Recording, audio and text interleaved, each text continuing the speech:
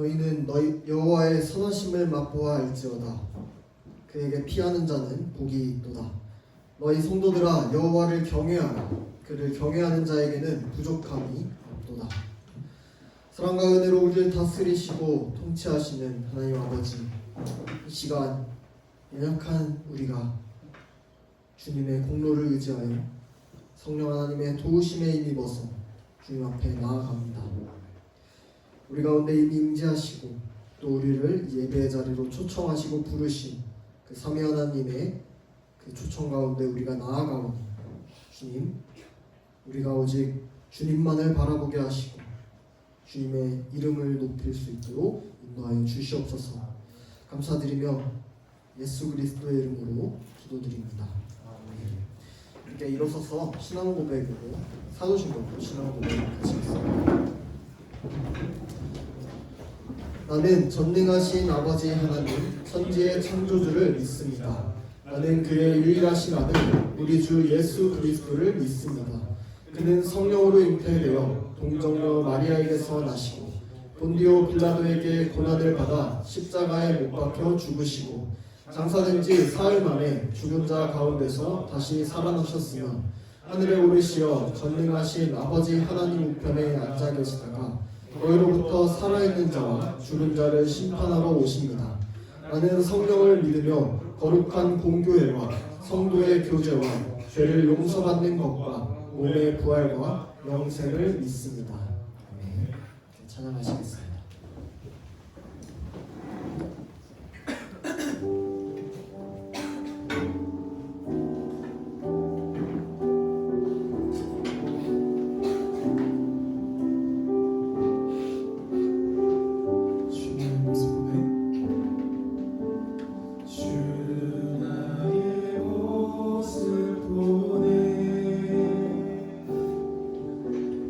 사랑 나의 맘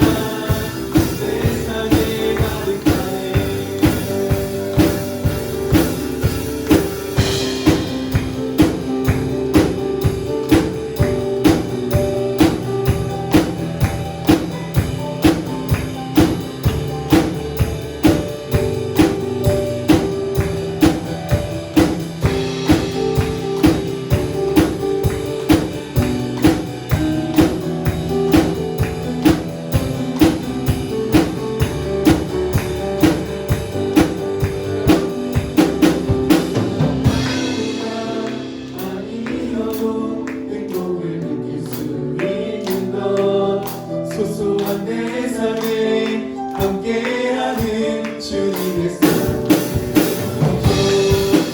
하는 것을 감사하네 전부 주시네 진실한 주 사랑 내 삶에 가득하네 특별한 하루가 아니어도 행복을 주는 너 소소한 내 삶에 함께하는 주님의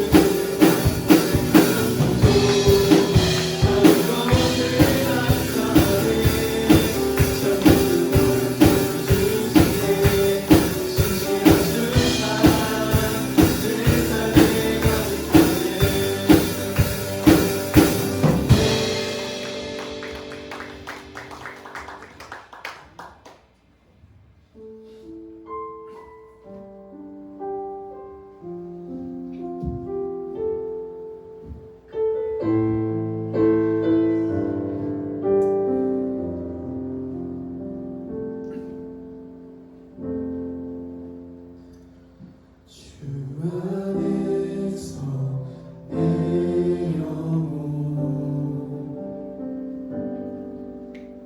다시 태어나 이전 것은 지나고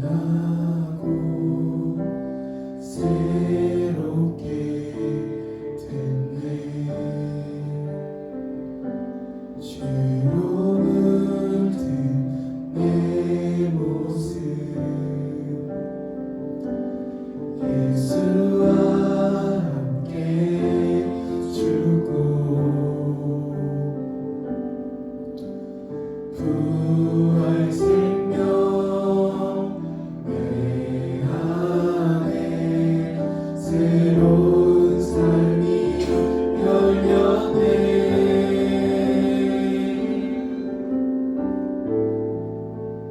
너희가 나를 택한 것이 아니요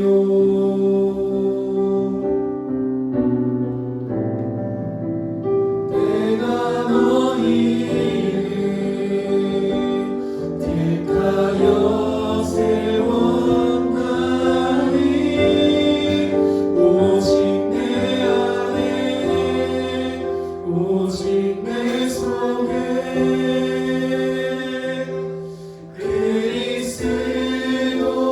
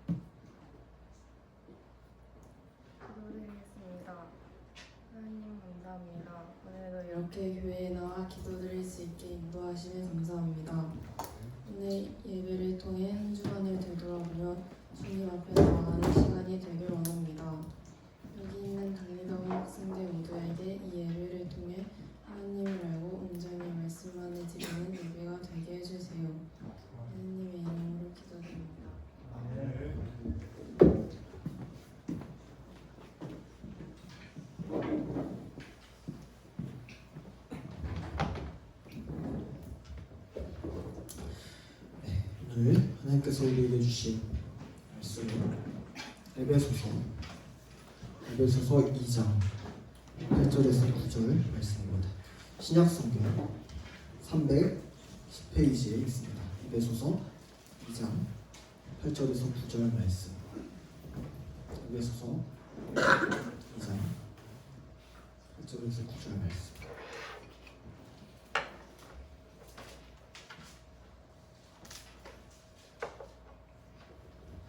신약성경 310쪽에 있습니다.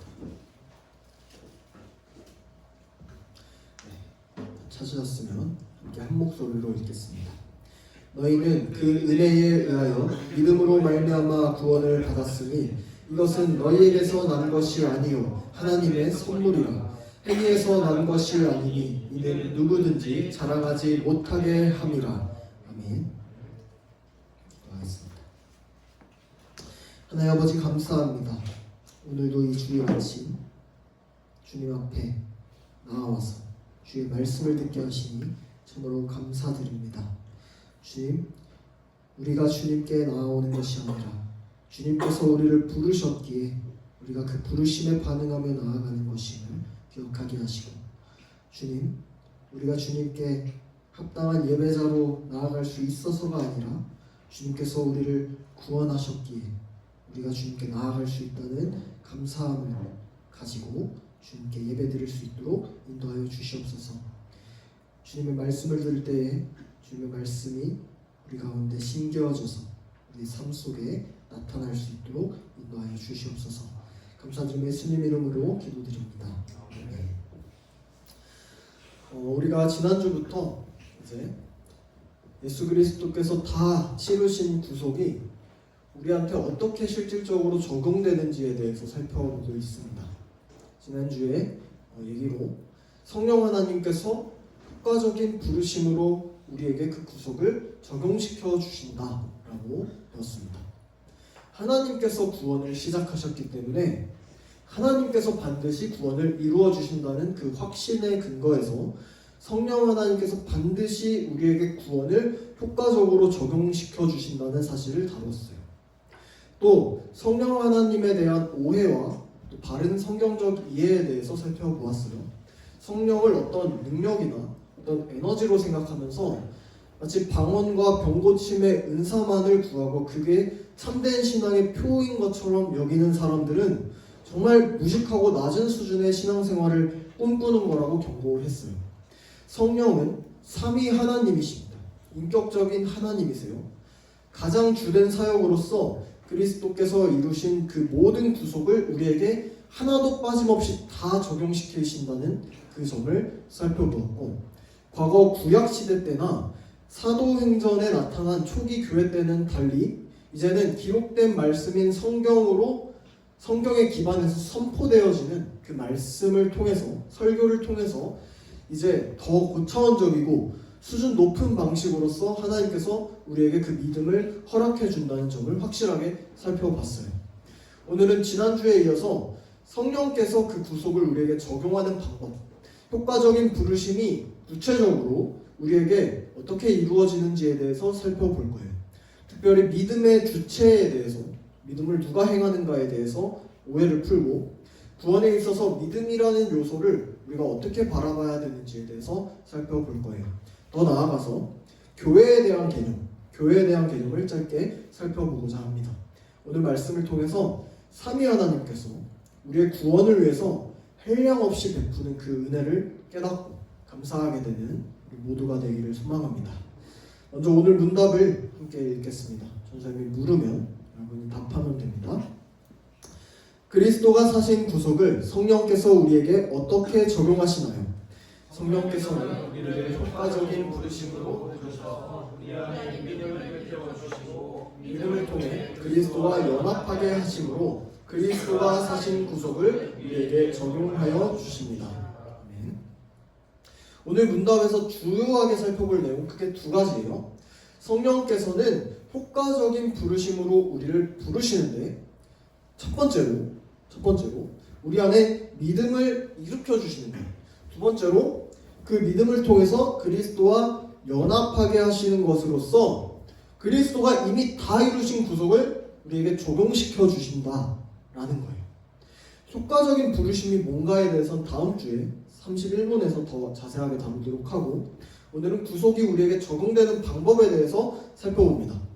믿음과 믿음을 통한 그리스도의 연합, 두 가지가 그 방법이에요. 여러분은 이 내용에 대해서 얼마나 이해하고 있습니까? 믿음에 대해서, 그리스도와의 연합에 대해서 우리가 어릴 때부터 많이 들어서 익숙할 수는 있어요. 익숙해요. 근데 익숙한 것일수록 논리적으로 하나씩 분석해보는 작업이 반드시 필요해요. 왜냐면 안다고 생각하는 걸수록 가장 모르는 것일 수가 있어요. 그래서 오답노트 해야 되죠. 그렇죠? 그런 것처럼 우리가 하나씩 살펴봐야 됩니다. 구원에 대해서 여러분이 잘못 이해하면은 신앙생활이 다 망쳐요. 구원을 잘못 이해하면. 그래서 여러분 집중해서 듣도록 합시다.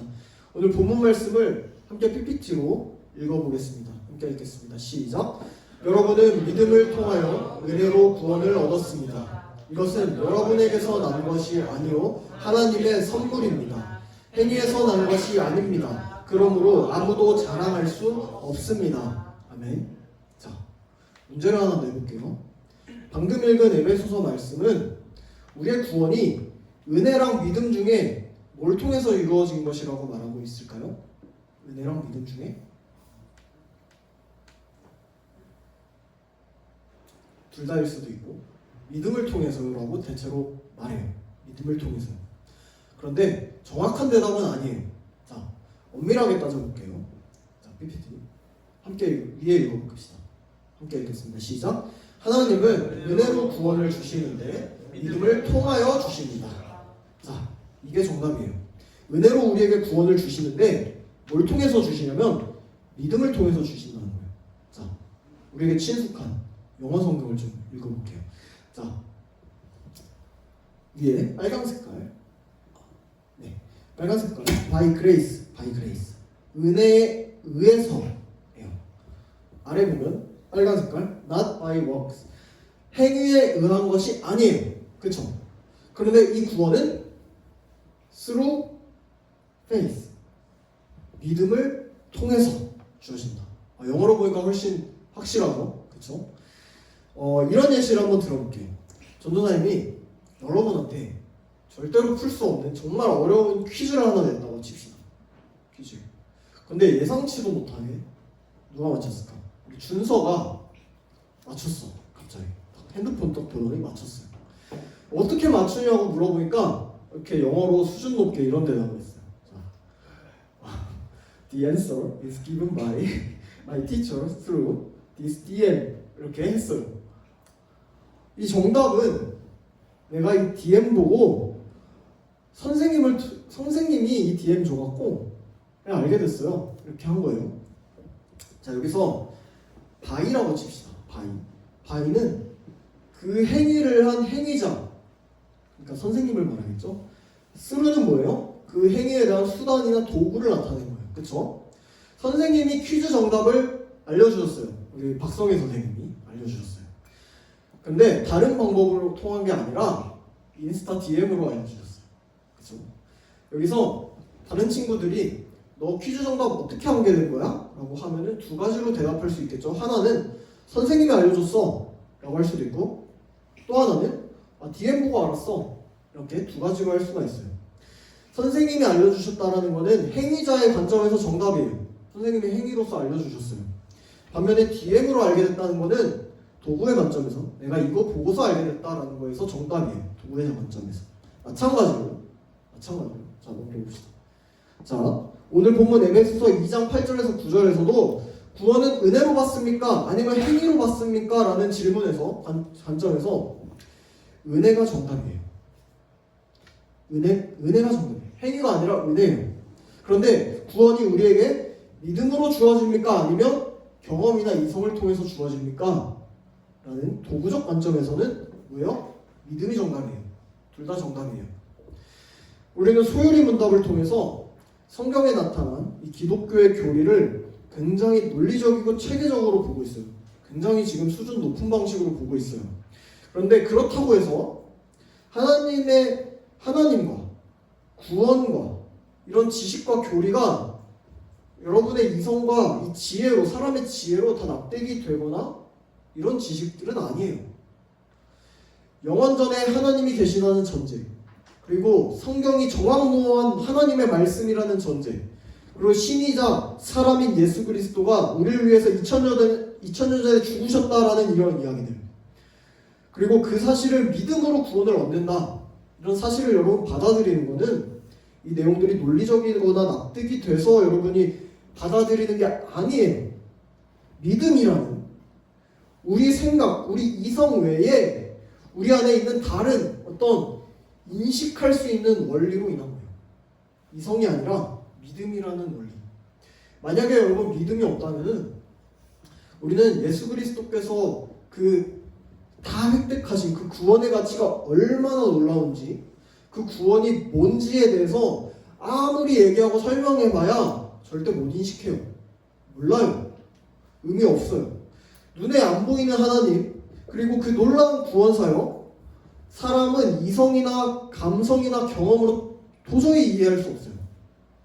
그래서 성령 하나님께서 이 구원을 인식할 수 있는 도구를 우리에게 주시는 거예요. 도구를. 믿음을 우리에게 선물로 주시는 거예요. 그렇게 믿음을 우리에게 주셔서 그리스도가 획득하신 구원이 어떤 가치가 있구나, 이게 어떤 거구나 인식하고 받아들일 수 있도록 해주시는 거예요. 믿음을 우리에게 주심으로써. 여러분, 이런 전사님 어릴 때 투명펜을 막 썼는데 라이트도 달려있는 투명펜이 있어요. 그죠? 알죠? 주원이 알지? 쓰면은 안 보여. 근데 그 라이트로 딱 비추면 보여. 그죠? 썼다 해서 이게 없는 게 아니잖아요. 그 있는 글씨예요. 근데 안 보여. 근데 비추면 보여요. 자, 믿음이 빛의 역할을 하는 거예요. 안 보이지만 있어요. 글씨는 안 보이지만 하나님 계셔요. 근데 빛이 없으면 몰라. 근데 빛을 비추니까 보여요. 근데 사람은 그 빛을 스스로 얻을 수 없어요. 주셔야 얻을 수 있는 거예요. 그래서 믿음으로써 그 빛이 탁 비춰지니까 보이는 거예요. 하나님이 계시구나, 하나님이 계시는구나 믿어지는 거예요. 자, 그렇다면 이 믿음은 자연적으로 사람 안에서 발생할 수 있는 게 아니라는 거예요.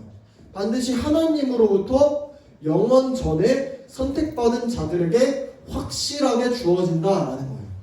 여러분의 믿음은 여러분 스스로의 행위로서, 여러분의 의지로서 내가 믿고 싶어서 주어진 게 아니라는 거예요. 여러분의 믿음은 성령 하나님에 의해서 은혜로 주어졌다는 거예요. 거저 받은 거예요. 선물로. 우리의 믿음은 성령 하나님께서 우리에게 불러 일으켜 주시는 선물이라는 거예요.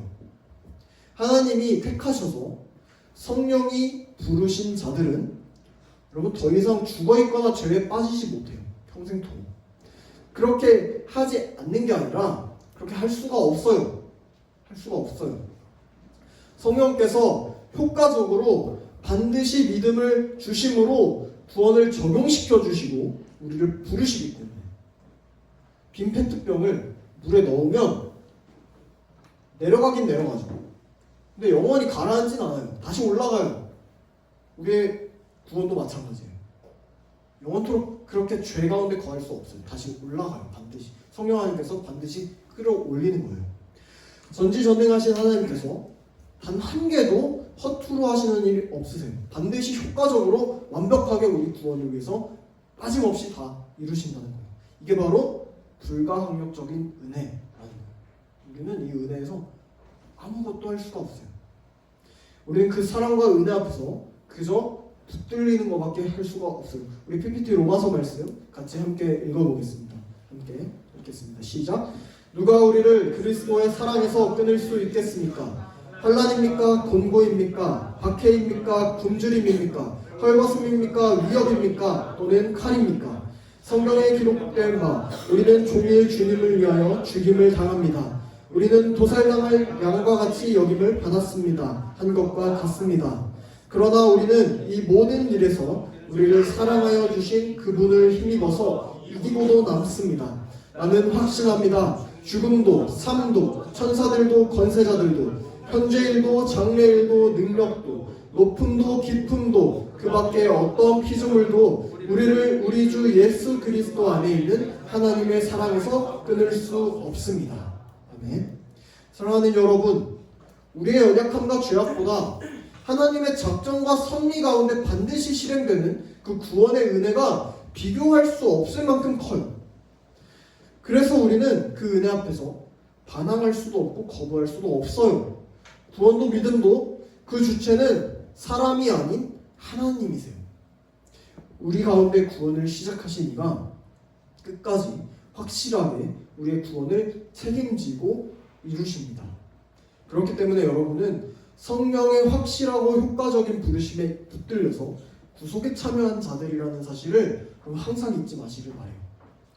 두 번째로 믿음을 통해서 그리스도와 연합하게 된다는 내용을 살펴보겠습니다. 성부 하나님께서 택하신 성도 안에 성령 하나님께서 믿음을 주셔서 그 믿음이 우리 안에 일어나게 되면 여러분 어떻게 될까요? 내 안에 죄가 깨달아져요.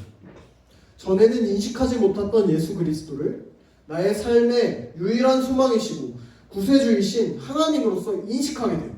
빛이 비추어지니까 이제 글씨들이 보이는 거예요. 2000년 전에 십자가에 못 박히신 예수님이 하나님으로서 사람이 되셔서 우리의 죄를 지고 대신 짊어지고 죽으셨다는 그 사실이 온 마음으로 받아들여지게 되는 거예요. 이전에 구원에 있어서 믿음의 세 가지 요소를 살펴본 적이 있어요. 지식과 동의와 신뢰였어요. 믿음은 그리스도에 대한 분명한 지식 위에서 그 그리스도를 받아들이고 의지하는 거예요. 이게 지식, 동의, 신뢰예요. 즉 우리는 믿음을 통해서 그리스도를 받아들이고 그리스도를 의지하고 그리스도와 연합하게 돼요. 함께 연합하게 돼요. 그런데 여기에 대해서 소요리 문답 30문은 성령 하나님께서 믿음을 통해서 우리를 그리스도와 연합시키신다라고 얘기하고 있어요. 주어는 성령 하나님이에요. 저절로 되는 거 아니에요. 성령 하나님께서. 성령께서 우리에게 믿음을 일으키시고 우리를 그리스도와 연합시킨다라고 표현하면서 믿음도 연합도 모두 성령께서 우리에게 이루어지신다고 분명하게 밝히고 있는 거죠. 그리스도가 획득하신 구원을 우리에게 적용하시는 분은 성령이세요. 믿음을 주시고 그리스도와 연합하게 하심으로써 그리스도가 값주고 사신 모든 것들을 다 우리에게 적용시켜 주시는 것은 성령 하나님께서 하시는 일이라는 거예요.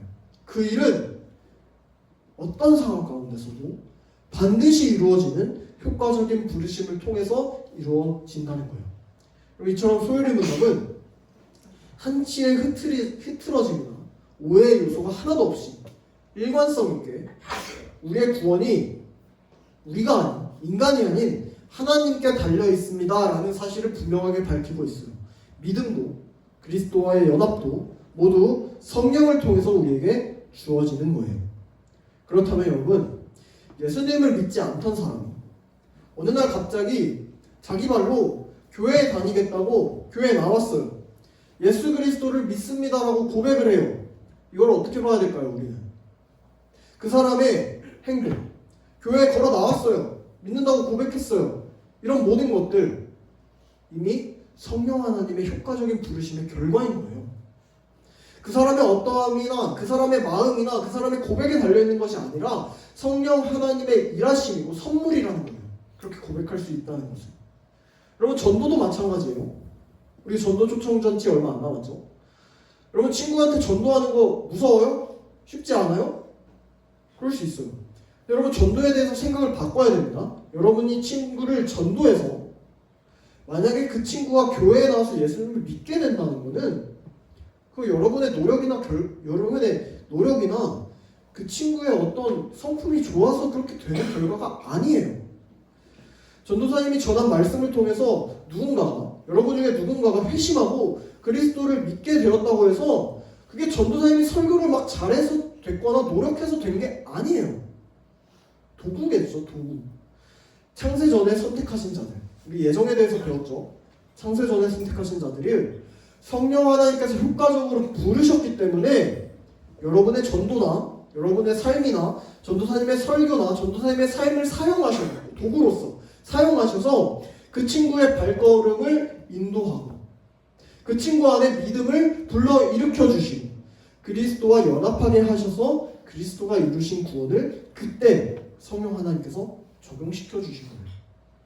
그렇다면 우리는 전도에 있어서도 이 친구는 저래서 안 돼, 저 친구는 저래서 안 돼, 이렇게 생각하면 안 돼요.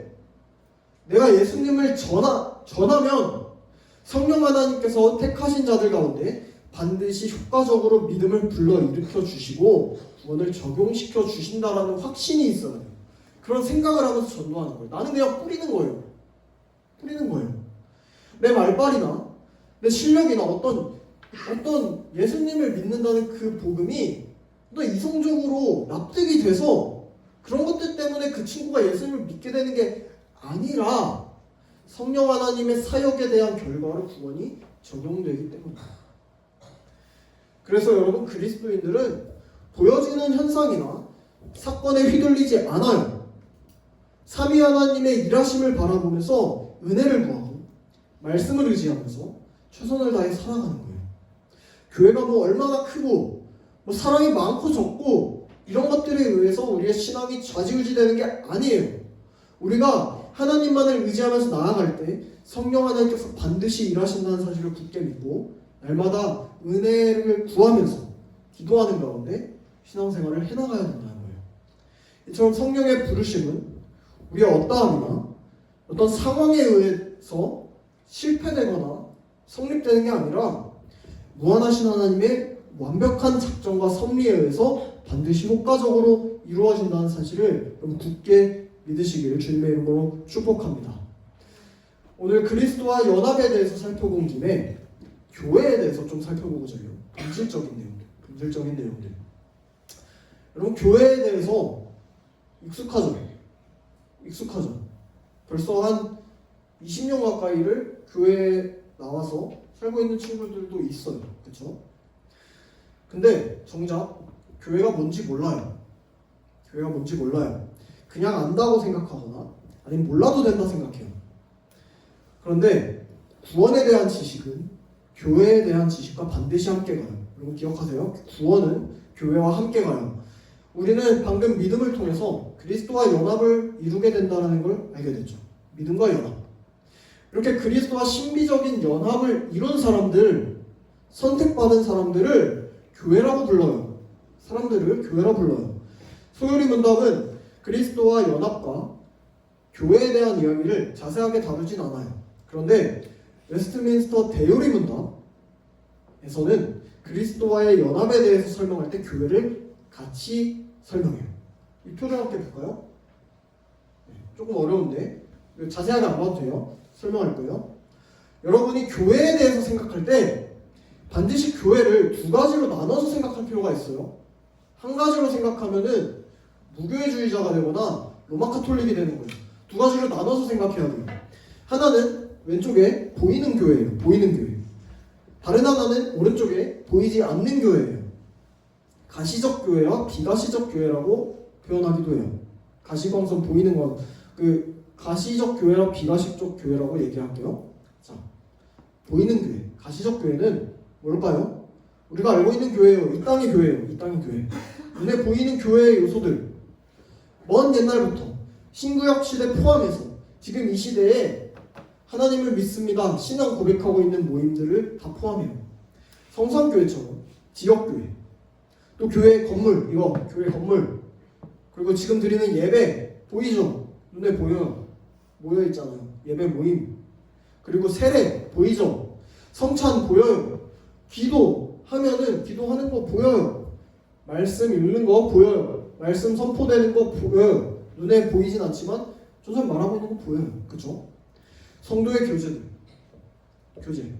친구들끼리, 교회끼리 모이는 거, 그리고 교회에 다니는 그리스도인들의 모임 보여요.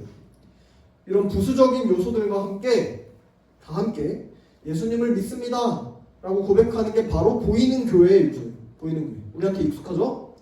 그리스도와 연합을 이룬 선택받은 자들의 보이는 모임, 외적인 모임이 바로 교회라는 거예요.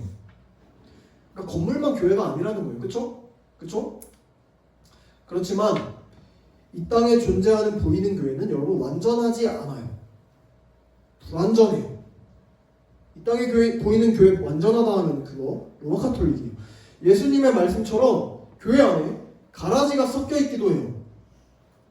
이 땅의 교회에 속한다고 해서 여러분 우리가 여기 지금 모두 자리에 모여있죠. 교회에 모두가 구원받으면 좋겠어요. 선택받은 백성이면 좋겠어요. 그런데 그렇게 되는 건 아니에요. 아닐 수도 있다는 거예요. 그렇게 될 수도 있지만. 그런데 이 땅에 있는 동안 보이는 교회는 하나님의 특별한 보호와 통치 아래 거하게 돼요. 하나님께서 이 땅에 보이는 교회를 다스리세요. 보이는 교회가 불완전하다고 해서 모두가 거짓 교회라는 건 아니에요. 불완전하지만 참된 교회가 존재해요. 불완전하지만 참된 교회. 모든 보이는 교회는 불완전하지만 그 중에 참된 교회가 있어요. 교회에 대한 개념과 구원에 대한 개념은 같이 갑니다. 이렇게 생각해 볼까요? 우리 안에, 여러분 안에 성령이 거하시고 그리스도를 믿는 믿음이 있어요. 있어서 구원의 확신이 있죠. 근데 완전해요? 죄악된 모습들이 없어요? 있어요. 있죠. 완전하지 않아요. 나중에 완전해지는데 아직은 완전하지 않아요. 근데 우리의 감정과 우리의 상태와 우리의 행동과 상관없이 성령께서 그 사람 안에 함께하고 있다면 그 사람은 참 신자예요. 그렇죠?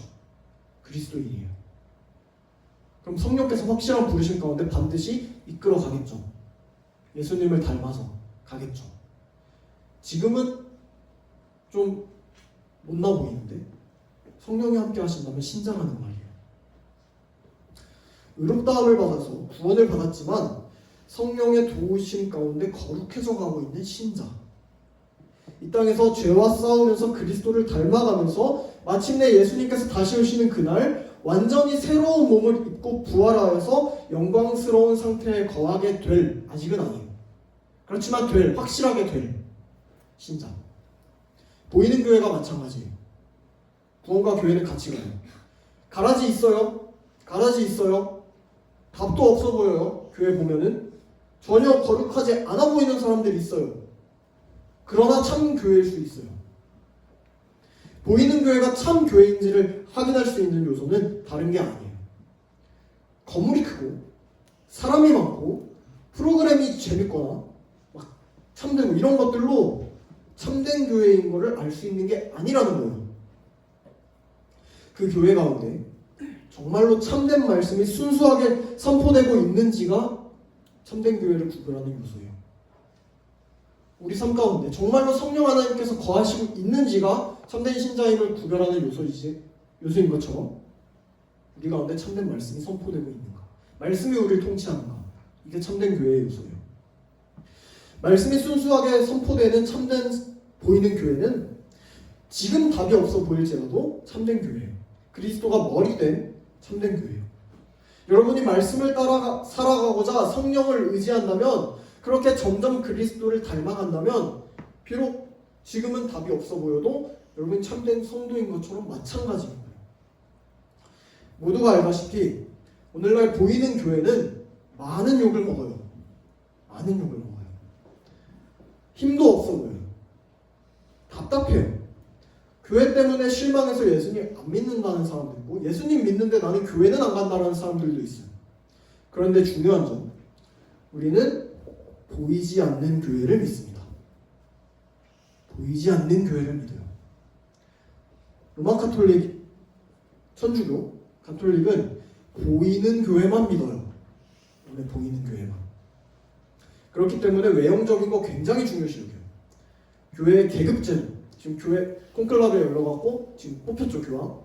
교회 계급제도, 교황과 사제, 탁탁탁탁, 미사의 형태, 이런 것들이 완전한 교회의 요소라고 여겨요. 이 땅 가운데 완전한 교회다, 이렇게 여겨요. 반면에 우리 개신교 달라요. 프로테스탄트 개신교는 달라요. 보이는 교회와 보이지 않는 교회를 다 믿습니다.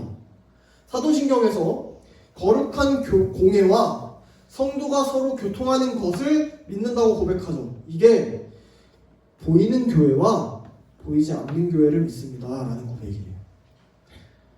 그런데 오늘날 천주교를 포함해서, 로마 카톨릭 포함해서 대부분의 사람들과 심지어 우리 개신교 신자들도 보이는 교회만 교회로 여겨요. 그런 경향이 있어요. 사도신경을 고백하면서도 보이는 교회만 교회로 간주하고 보이지 않는 교회를 없는 교회로 취급하면은 그거는 참된 신앙 고백이 아닙니다. 그래서 교회가 무너지는 것 같아요. 답이 없어요. 아니요, 우리는 보이지 않는 교회를 믿습니다. 그렇다면 보이지 않는 교회는 뭘까요? 오늘날처럼 교회가 아무리 타락하고 개독교라고 욕먹고 힘이 없어 보여도 완전 망한 것처럼 쫄딱 망한 것처럼 보이고 교회 문 닫는 것처럼 보여도 보이지 않는 교회의 머리는 그리스도예요. 그리스도의 교회는 거룩하게 남아있어요. 완전한 교회예요. 보이지 않는 교회는 뭐냐면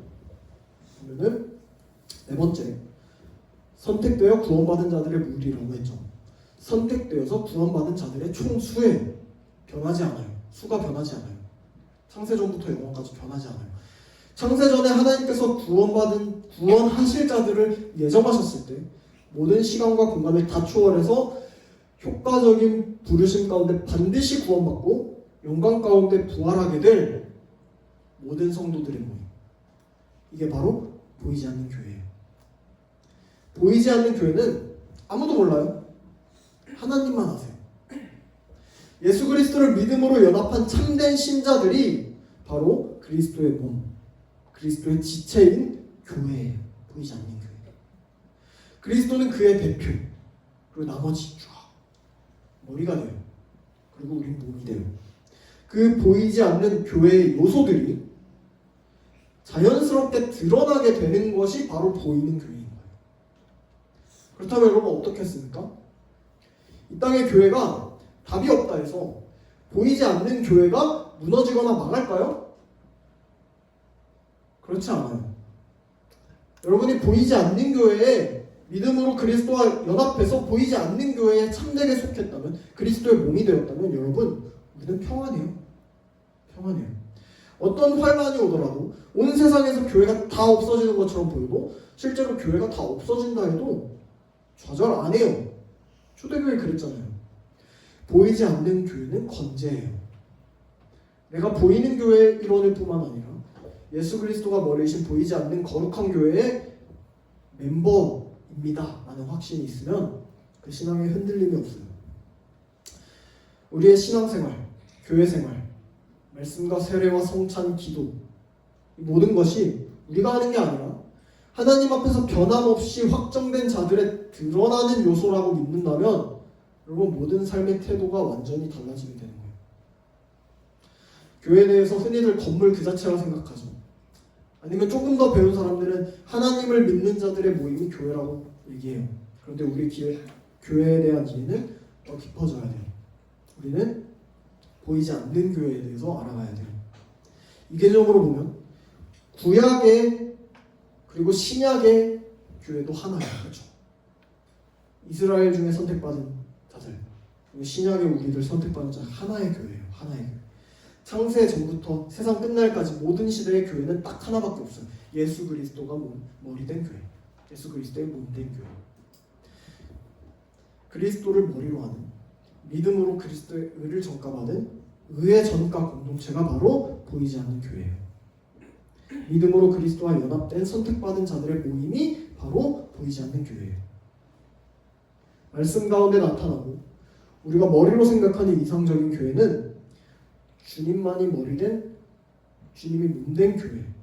그런데 우리가 실제로 피부로 겪고 마주하게 되는 교회, 눈으로 보고 손으로 만지는 교회는 미성숙하고 부족하고 상처투성이인 교회예요.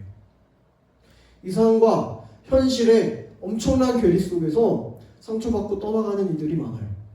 교회는 뭐 거짓말쟁이들의 모임이다, 목사가 사건이다, 개독이 개독했다, 이런 말들 인터넷에서 수도 없이 많이 보여요. 맞아요. 보이는 교회는 우리가 봐도 답이 없어요. 고린도 교회처럼 답이 없어 보여요. 그런데 이 자리에 있는 여러분 모두 기억하길 바라요. 교회에 대해서 하나님께서 우리에게 주시는 위로는 보이지 않는 교회가 영원전부터 영원까지 순수하고 완전하게 보존되어 있다라는 거예요. 또 그 허물 많고 부끄러워 보이는 그 교회도 마치 구약의 이스라엘 백성과 같이 하나님께서 베푸시는 은혜의 손길과 보호하심이 있다는 거예요. 성령 하나님께서 함께 하셔서 이 자리에 모인 여러분 모두는 보이는 교회뿐만이 아니라 보이는 교회에 속한 자들이에요. 보이지 않는 교회에 속한 자들이에요. 대요리 문답 65문은 보이지 않는 교회의 지체들은 그리스도로 말미암아 누리는 특별한 유익의 연합과 교제라는 게 있다고 해요. 이게 우리의 유익이고 우리의 위로예요. 연합과 교제. 연합은 선택받은 자들이 그리스도에게 접붙임되는 거예요. 모든 성도가 그리스도에게 접붙임 받아서 연결되는 거.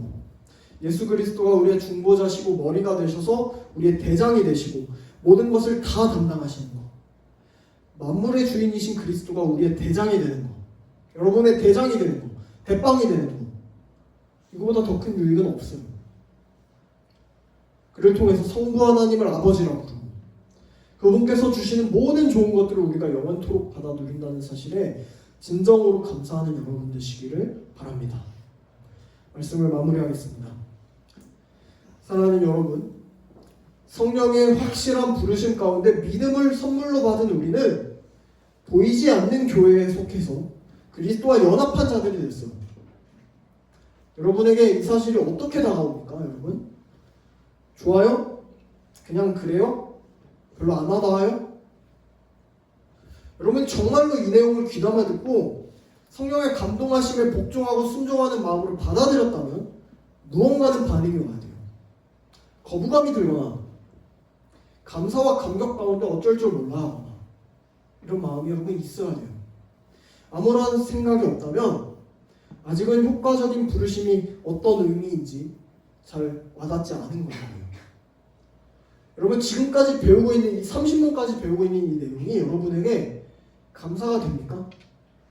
감사가 돼요? 아멘이 되고? 아 진짜 다행이다 라는 생각이 여러분 있어야 돼요. 그 고백이 나와야 돼요. 왜 감사해야 돼요? 만약에 이 구원의 적용이 성령의 효과적인 부르심이 아니라 여러분한테 맡겨진 일들이라면 어떻겠습니까? 여러분 큰일 나요. 내 힘으로 절대로 하나님 못 믿어요. 안 믿어져요. 효과적이지도 않아요.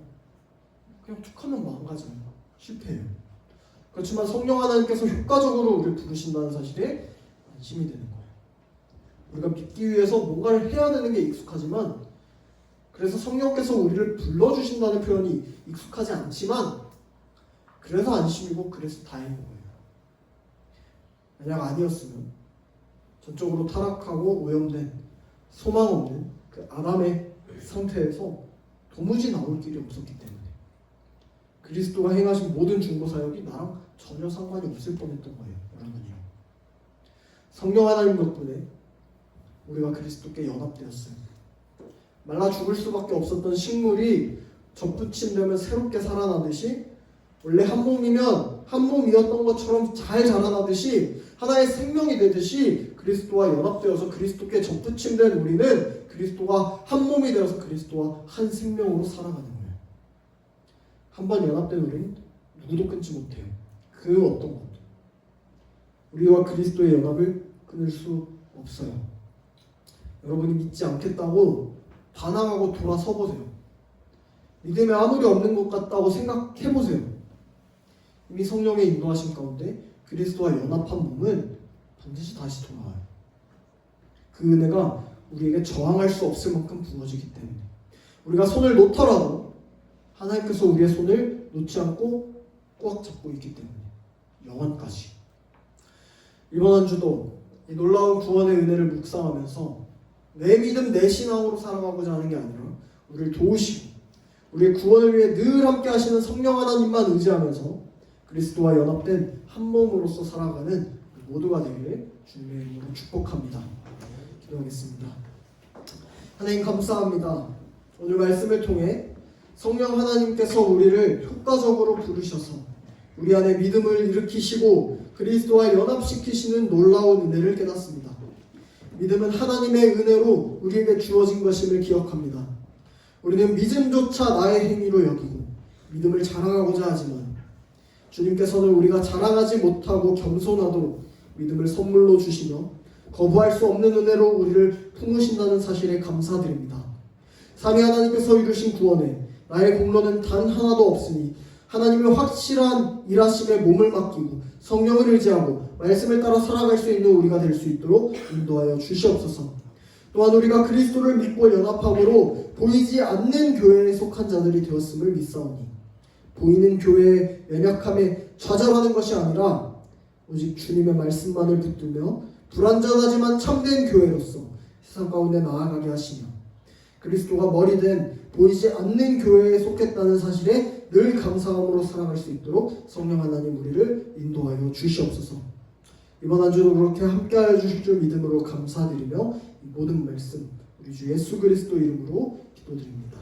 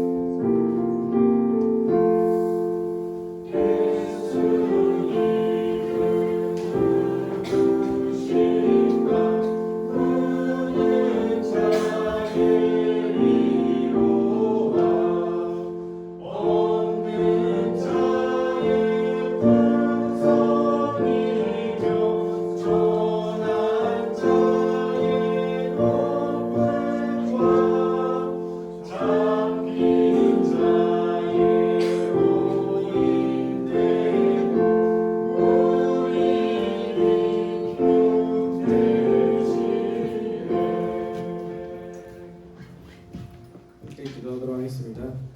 하나님 감사합니다. 우리를 너무나 사랑하셔서 성령 하나님께서 찾아오시고 우리를 믿음의 길로 인도하시는 주님 감사합니다. 주님과 연합하며 살게 하신 은혜에 감사드립니다. 사실과 거짓이 아닌 나의 생각과 가치관에 따라 우선시되는 세상 가운데 성경적 가치관을 갖고 하나님이 기뻐하시는 삶을 살아가는 우리 다르다른 공동체가 되게 하옵소서. 잊지 않고 하나님께 예물을 드리는 손길들을 기억하여 주시고 하나님의 나라에 귀하게 사용되어 질 수 있도록 인도하여 주시옵소서.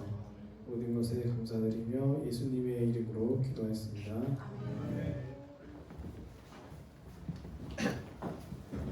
자리에서 일어나셔서 기도하시면서 기도하시겠습니다.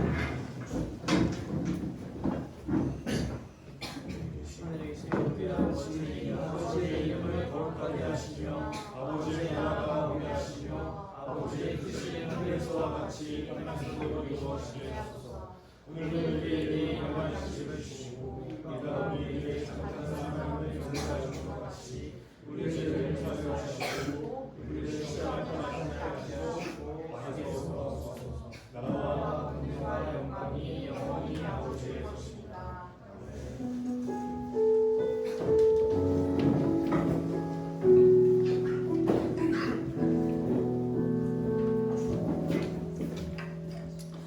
광고 드리겠습니다. 29문 암송한 친구 있습니까? 없습니까? 계속 없네요. 다음 주는 30문입니다. 한번 해보세요, 여러분. 해보세요. 어렵지 않아요. 해보세요. 자, 그 다음에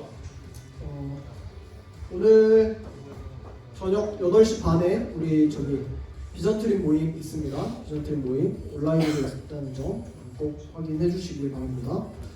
네, 그리고 오늘 그 반별로 우리 선생님께 기도 제목을 3가지씩 오늘 제출을 해주세요. 기도 제목 3가지씩.